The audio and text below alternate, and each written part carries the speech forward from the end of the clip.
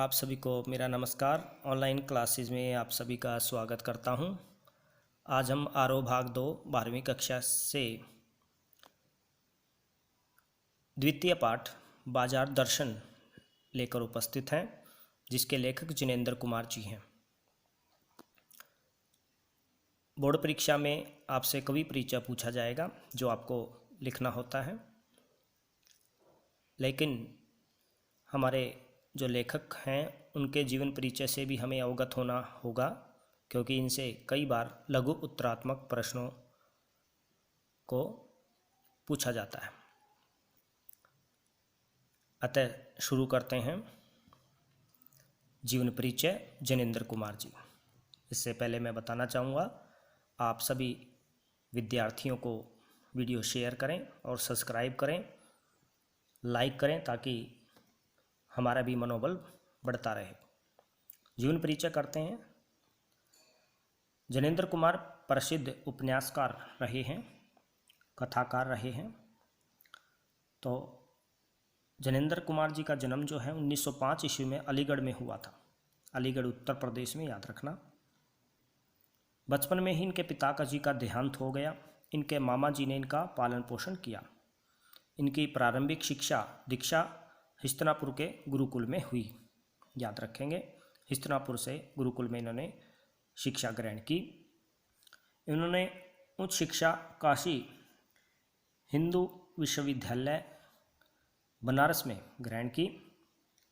1921 में गांधी जी के प्रभाव के कारण इन्होंने पढ़ाई छोड़कर असहयोग आंदोलन में भाग लिया, जिससे हमें ज्ञात होता है कि जिनेंद्र कुमार जी देशभक्ति की भावना से ओतप्रोत थे। अंत में ये स्वतंत्र रूप से लिखने लगे, लेखन कार्य करने लगे। इनके साहित्य सेवा के कारण इन्हें 1984 में भारतीय सम्मान मिला। भारत सरकार ने इन्हें पद्म भूषण से सम्मानित किया। इन्हें साहित्य अकादमी पुरस्कार भी प्राप्त हुआ। तो महत्वपूर्ण 3 पुरस्कार इनको मिले: भारतीय सम्मान, पद्म भूषण, साहित्य अकादमी पुरस्कार। इनका देहांत 1990 में दिल्ली में हुआ। यहाँ तक आप जीवन परिचय में लिखेंगे। अब चलते हैं प्रमुख रचनाओं की ओर। शीर्षक डालेंगे प्रमुख रचनाएं। इनकी रचनाएं निम्नलिखित हैं, इस प्रकार लिखेंगे: उपन्यास परख, अनाम स्वामी, सुनीता, त्यागपत्र, कल्याणी, जयवर्धन, मुक्तिबोध प्रसिद्ध उपन्यास रहे हैं। कहानी संग्रह वातायन, एक रात, दो चिड़िया, फांसी, नीलम देश की राजकन्या, पाजेब इत्यादि आप लिखेंगे। निबंध संग्रह में प्रस्तुत प्रश्न, जड़ की बात, पूर्वोदय, साहित्य का श्रेय और प्रेय, सोच विचार और समय और हम। अब चलते हैं साहित्यिक विशेषताएं। अगला शीर्षक, अगला हेडिंग बनाएंगे। हिंदी कथा साहित्य में प्रेमचंद के बाद महत्वपूर्ण कथाकार उपन्यासकार के रूप में जिनेंद्र कुमार जी प्रतिष्ठित हुए, यानी प्रसिद्ध हुए। इन्होंने अपनी उपन्यासों व कहानियों के माध्यम से हिंदी में एक सशक्त मनोवैज्ञानिक कथा धारा का प्रवर्तन किया। मनोवैज्ञानिक कथा धारा से अभिप्राय ऐसी अवधारणा जो आधुनिक और पुरातन विचारों को तोड़कर नए सिरे से उनको वैज्ञानिक तौर तरीके से प्रस्तुत किया जाए, नए चिंतन के रूप में प्रस्तुत किया जाए, तो वो मनोवैज्ञानिक धारणा बन जाती है। तो उनका प्रवर्तन, उनकी शुरुआत जिनेंद्र कुमार जी ने अपने लेखन कार्य में अति आकर्षित ढंग से प्रस्तुत किया है। आगे चलते हैं। जिनेंद्र की पहचान अत्यंत गंभीर चिंतक के रूप में रही। इन्होंने सरल अनौपचारिक शैली में समाज, राजनीति, अर्थनीति, दर्शन से संबंधित गहन प्रश्नों को सुलझाने की कोशिश की है। ये गांधीवादी विचारधारा से प्रभावित रहे। इन्होंने गांधीवादी चिंतन दृष्टि का सरल सहज उपयोग जीवन जगत से जुड़े प्रश्नों के संदर्भ में किया। जैसा हमने ऊपर पढ़ा था, गांधीवादी विचारधारा से प्रभावित होकर ये असहयोग आंदोलन में कूद पड़े थे। तो गांधीवादी चिंतन इनकी रचनाओं में देखने को मिलता है। ऐसा उपयोग अत्यंत दुर्लभ है। दूसरी रचनाओं में ऐसा उपयोग नहीं मिलता। इन्होंने गांधीवादी सिद्धांतों जैसे सत्य, अहिंसा, आत्मसमर्पण आदि को अपनी रचनाओं में मुख्य रूप से अभिव्यक्त किया है, यानी बहुत अच्छे ढंग से व्याख्यात किया है, दर्शाया है। भाषा शैली, जिनेंद्र जी की भाषा शैली अत्यंत सहज, सरल व भावानुकूल है, जिसमें तत्सम शब्दों का प्रयोग बहुलता से किया गया है, यानी अत्यधिक मात्रा में तत्सम शब्दों का प्रयोग मिलता है। परंतु तद्भव और उर्दू फारसी भाषा के शब्दों का प्रयोग भी अत्यंत सहजता से हुआ है। ये आप इनकी भाषा शैली में लिखेंगे। अब चलते हैं पाठ के सार की ओर।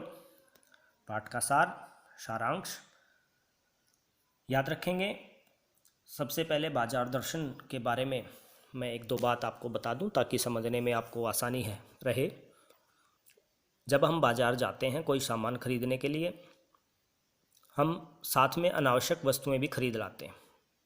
तो बाजार का जो आकर्षण है, जादू है, कवि ने इसको बाजार का जादू कहा है, हमें बाध्य कर देता है अनावश्यक वस्तुओं को खरीदने के लिए।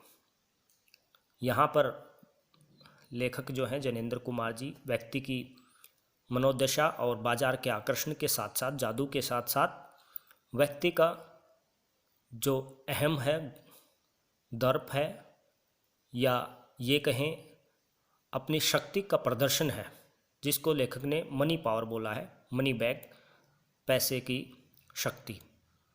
हम पैसे की शक्ति को भी दर्शाना चाहते हैं।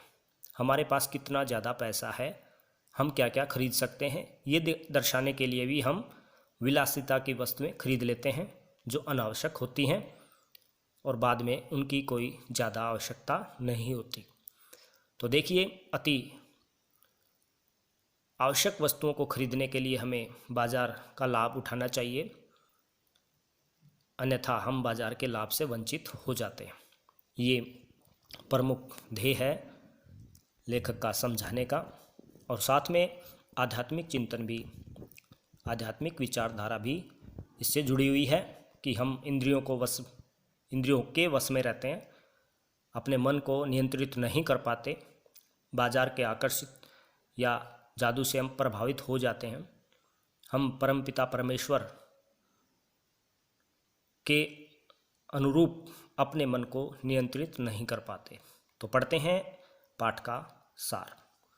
लेखक अपने मित्र की एक कहानी बताता है कि एक बार वे बाजार में मामूली चीज़ खरीदने के लिए गए, लेकिन वापस बंडलों के साथ लौटे, अर्थात अनावश्यक वस्तुएं भी साथ में खरीद लाए। लेखक के पूछने पर उन्होंने पत्नी को दोषी बताया, यानी पत्नी पर अपना दोष थोप दिया कि उन्होंने कहा पत्नी की महिमा है, ये वाक्य उन्होंने बोला। तो कहने का अभिप्राय, हम कोई गलती करते हैं तो उसका दोषारोपण दूसरों पर थोप देते हैं, दूसरों पर कर देते हैं। लेखक के अनुसार पुराने समय से ही इस विषय पर पत्नी की ओट लेते रहे हैं। कोई भी पुरुष पत्नी की ओट लेता है, कोई गलती करता छुपाता है। इसमें मनी बैग अथवा पैसे की गर्मी, याद रखेंगे अभी बात कर रहे थे हम, पैसे की गर्मी, पैसे की शक्ति भी विशेष भूमिका अदा करती है। पैसा पावर है, यानी शक्ति है, परंतु उसे प्रदर्शित करने के लिए बैंक बैलेंस, मकान, कोठी आदि इकट्ठा किया जाता है। ये सब प्रदर्शन के लिए ही किया जाता है। व्यक्ति बड़ा मकान बनाता है, बैंक में ज़्यादा पैसे जमा करता है, बड़ी गाड़ी लेता है, कोठी बंगला बनाता है, तो वो पैसे को दर्शाना चाहता है, लोगों को बताना चाहता है कि मैं अमीर आदमी हूँ और शान और शौकत से रहता हूँ।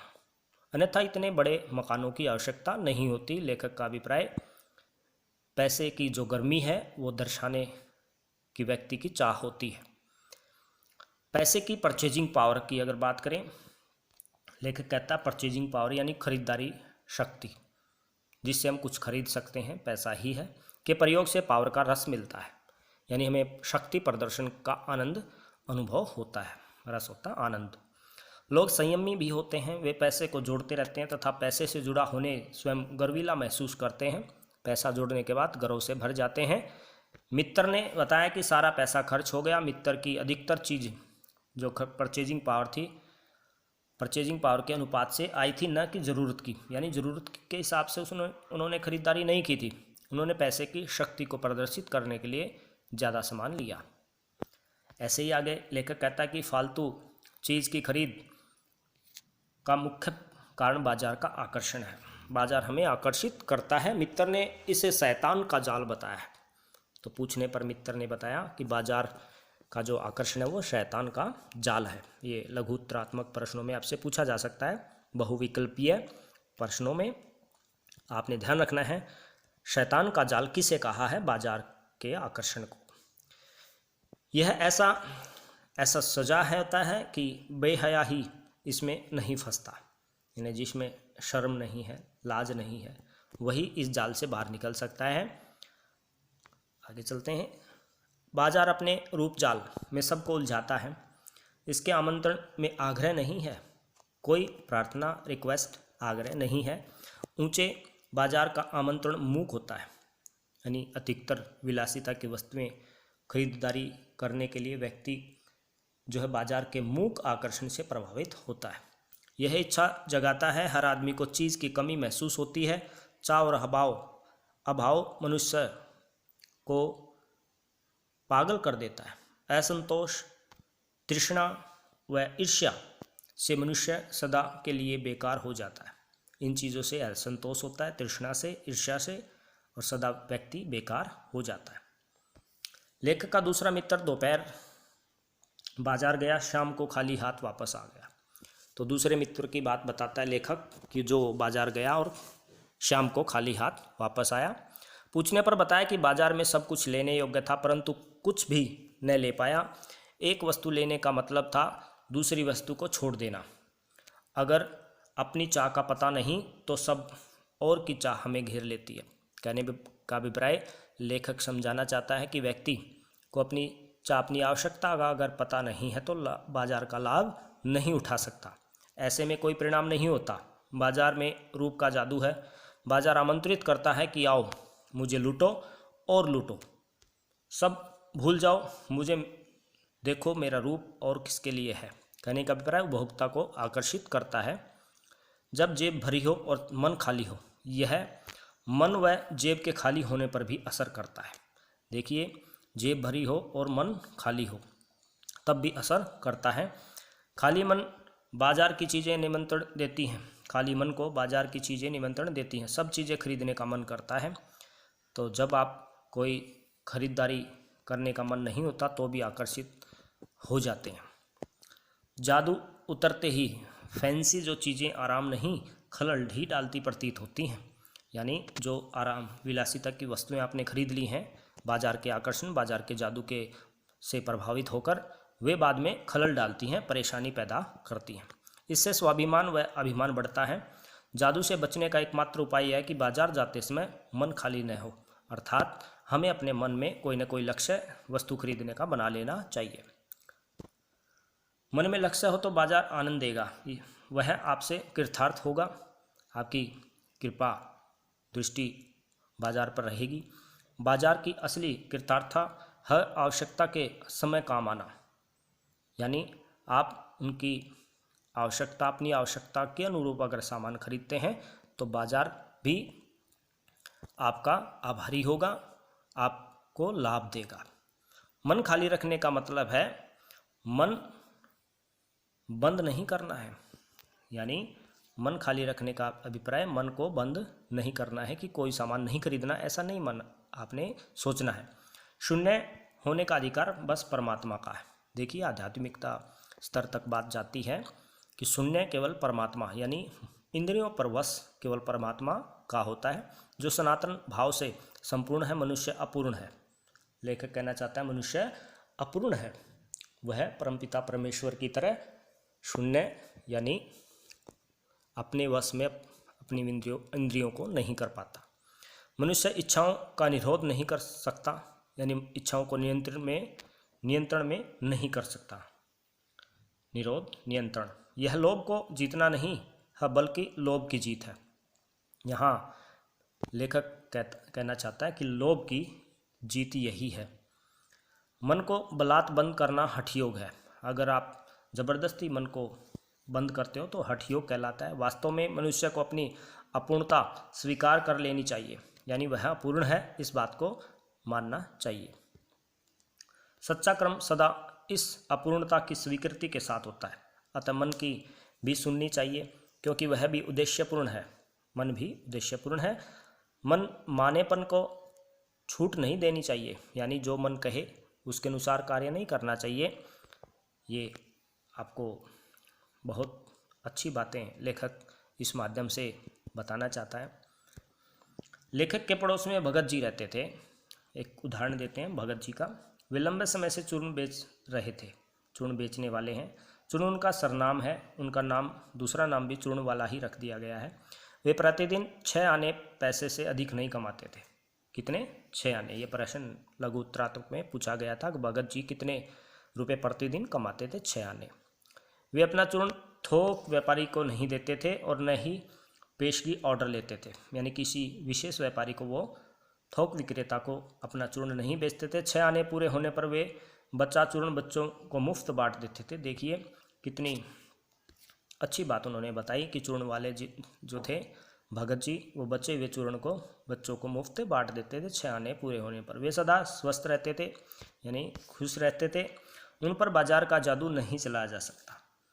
वे निरक्षर हैं, निरक्षर थे, पढ़े लिखे नहीं थे, बड़ी बड़ी बातें नहीं जानते थे। उनका मन अडिग रहता था, यानी जो उनको लेना है वही लेना है। अनावश्यक वस्तुओं को खरीदना वो उचित नहीं मानते थे। पैसा भीख मांगता है कि मुझे लो। वह निर्मम व्यक्ति पैसे को अपने आहत गरों में बिलखता ही छोड़ देता है, यानी पैसा आपको इतना आकर्षित करता है कि मुझे ले लो, ज़्यादा से ज़्यादा इकट्ठा कर लो। लेकिन भगत जी ऐसे नहीं थे। पैसे में व्यंग्य शक्ति भी होती है। पैदल व्यक्ति के पास धूल उड़ाती मोटर चली जाए तो व्यक्ति परेशान हो जाता है, तो यहाँ पे व्यंग्य शक्ति भी है। दर्शाता है कवि, लेखक जो है, कि कोई गाड़ी किसी के नज़दीक से गुजर जाती है, वह उस व्यक्ति को धूल जो है परेशान करती है। वह अपने जन्म को कोसता है, यानी वो गाड़ी वाला उस पर व्यंग्य कसता है कि आप दुखी हैं, परेशान हैं, ये पैसे की शक्ति है। परंतु यह व्यंग्य चूर्ण वाले व्यक्ति पर कोई असर नहीं करता। कहने का अभिप्राय, चूर्ण वाला व्यक्ति विवेकी है, समझदार है, उस पर इसका असर नहीं हो सकता। लेखक ऐसे बल के विषय में कहता है कि यह सब कुछ अपर जाति का तत्व है। कोई दूसरी जाति, अपर होता दूसरी जाति का तत्व है। कुछ लोग इसे आत्मिक, यानी आत्मा से जुड़ा हुआ, कुछ लोग धार्मिक और नैतिक कहते हैं।